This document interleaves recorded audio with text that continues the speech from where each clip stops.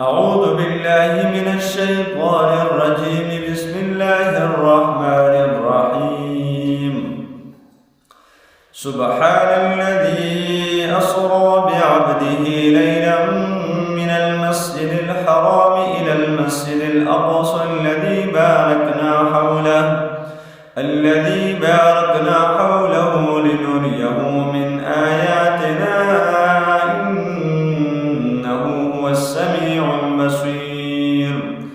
وآتينا موسى الكتاب وجعلناه هدى لبني إسرائيل ألا تتخذوا من دوني وكيلا ذرية من حملنا مع نوح إنه كان عبدا شكورا.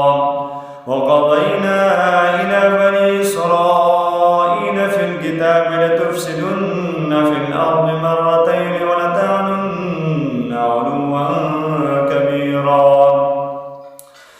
فإذا جاء وعد أولاهما بعثنا عليكم عبادا لنا أولي بأس شديد فجاسوا خلال الديار وكان وعدا مفعولا.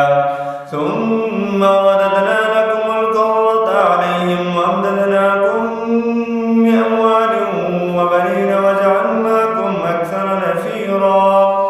إن أحسنتم أحسنتم لأنفسكم وإن أسأتم فلها.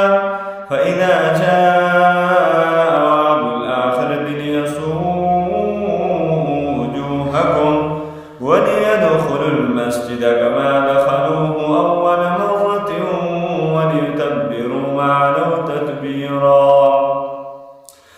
عسى ربكم أن يرحمكم وإن عدتم عدنا وجعلنا جهنم للكافرين حصيرا.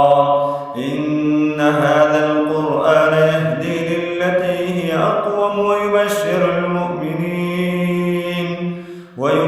المؤمنين الذين